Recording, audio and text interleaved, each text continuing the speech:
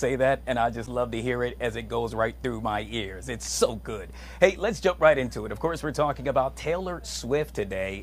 Did you hear? Yeah, she continues to set records, Media Prince. Take a look at this. Taylor Swift adding another big win to her resume, dominating all 10 spots on Billboard's Hot 100 chart. Now, she did that before with Midnights. Now she's claiming the top 14 spots with the album Tortured Poets. Oh, excuse me, she is tying Jay-Z's record for the most number ones by a solo artist. What do you think about this? Wow. It's a great day to be a Swiftie, okay? But this is nothing new. This is the second time Taylor Swift does it. I mean, she gave us almost 100 songs, crying out loud. I think Taylor Swift just knows what it takes to make a hit, and right now her fan base is enormous. 2.6 million sold in her first week. I mean, come on now. At this point, Taylor Swift is becoming the new Blueprint. And as a fellow Swiftie, I am excited for all the new music that we're getting. Now, of course, I'm on music overload because Taylor is just out here pushing them left and right. But to be dominating the top 10 all alone by yourself, first of all, shout out to Billboard. I know they were happy. All they had to do was tag one person. Yeah, this is just really cool. I think she is doing amazing things. The question now looms in my mind, will Jay-Z attempt to come back? Will Jay-Z just put his flag down and be beaten by none other than Taylor Swift? I wonder what he's thinking as he sits there in that, what is that, $200 million mansion, listening to all what Taylor is doing. Well, I just think at this point, Taylor Swift is a phenomenon all on her own. And I think Jay-Z is going to at least, if he even wants to at least go back to getting his title, he may have to put out not a 2-disc album, but maybe a 5-disc album. That way he can just take over the entire Billboard charts, because at this point, you're going to have to push out a lot of music to battle with Taylor Swift. And just when you think you got her, she has another album on the way. So it's like, who's going to stop Taylor Swift at this point other than Taylor Swift? Yeah, as we always say, I guess we'll have to stay tuned. One thing a lot of folks are staying tuned to happens to be none other than Doja Cat. I'm a big fan of hers, by the way, Meeting of Friends. I think she puts out amazing work. Just one thing, I don't necessarily know if I would play it around my grandmama or, let's say, my niece and nephew, because every now and then she'll drop an F-bomb or two. Doja Cat now coming to the forefront, Meeting of Friends, saying, you know what, if you bring your kids to my concert, don't be surprised if I happen to drop that F-bomb. So don't bring them. What do you think about this? Well, first of all, Doja Cat, I'm a fan. I think she's an epic performer, and I think some of her performances are probably the best we've seen of our lifetime. Don't beat me up for saying this, guys, but this is what I feel. But Doja Cat has taken a drastic turn in her music and song choices. There was a time where the kids could go to a Doja Cat concert and have a funky good time. We're talking about the era of Say So, when she was really in her pop heavy bag. Now we're seeing Doja Cat in her Scarlet era, which is dark, it's twisted, it's F-bombed, it's stuff that you don't want grandma or the kids to be there. So, I mean, unfortunately, we're in an era where we're seeing Doja Cat be as venomous as she can on stage, and I don't think kids or elders would like that so much. So maybe you guys may have to wait for the next era, because right now this era is still in full force. She just put out her deluxe album. So bad Doja Cat is here to stay for right now. Yeah, you know what I like most about this Media Prince? At least she is giving a warning. I cannot tell you how many times I have shown up to a concert, and let's say I did bring my grandmother, which I really didn't. But if I did, yeah, I'm not necessarily sure if I want her standing right there if that happens. But hey, she warned us, so proceed with caution, I should say.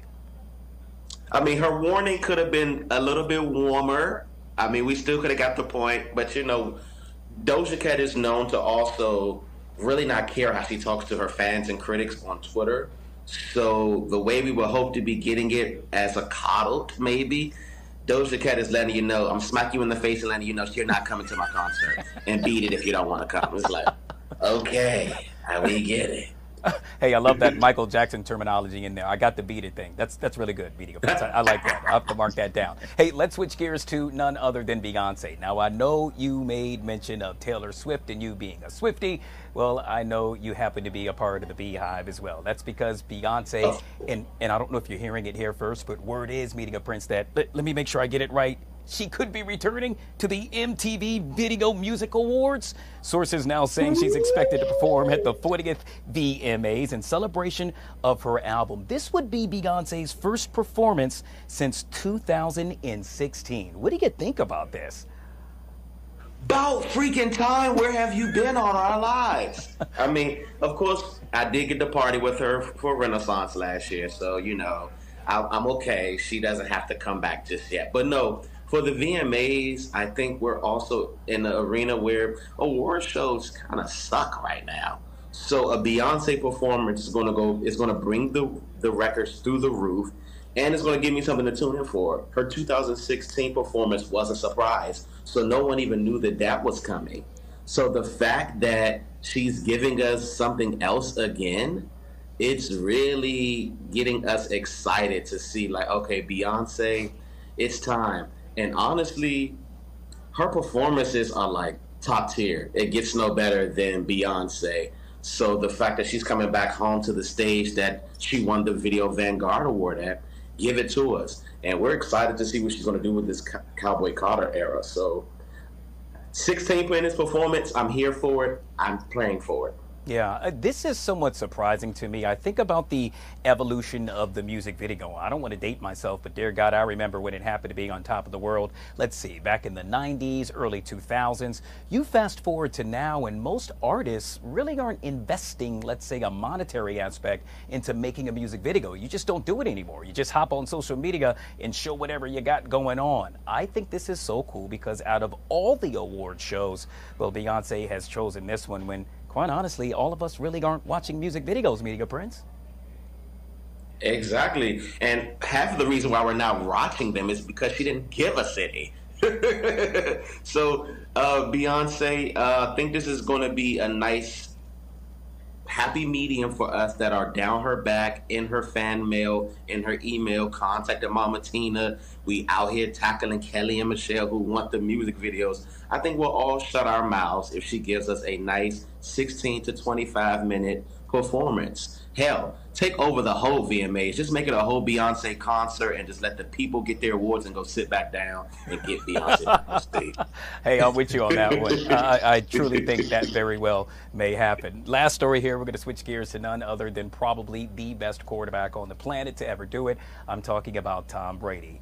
Did you hear? Yes, Netflix has a special in which he's getting roasted, and I mean fried, Media Prince. This is actually going to take place May 5th. It will stream on none other than Netflix. Word is, according to ESPN, some of the roasters that will roast Tom Brady: Randy Moss, Drew Bledsoe, Gronk, and maybe even Bill Belichick. This is going to be amazing. It brings us back to the comedy days. I used to love the roast on the Comedy Central channel. So I think this is kind of genius. Now, Tom Brady, don't take it personal because you might get some secret haters that's low-key telling some truth on the low. But honestly, I think this is genius. I think this is fun. I think this is allowing Tom Brady to just be even more human and relatable. And let's just call it what it is. We all love a good laugh. We all love a good joke. So I'm hoping he gives us we get some good, one-liners we could take and make them memes on social media. Yeah. And so when you ever get a chance to actually, let's say, diss someone, Media Prince, are you a nice guy or do you go about it in a bad way? Well, let's just say I grew up in the District of Columbia, so my jokes kind of are a little under the radar. I like to take you. First of all, I love to just be hilarious. So joking and laughing and roasting is just like my forte.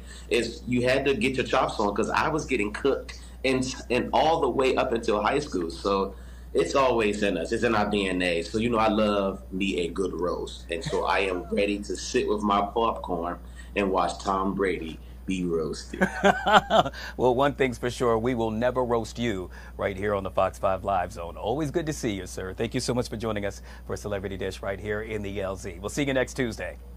We'll see you guys. We live in the zone. Hey guys, one of the things that we also won't diss happens to be Small Business Week right here in the nation's capital. A time in which, well, you can get a lot of information about what you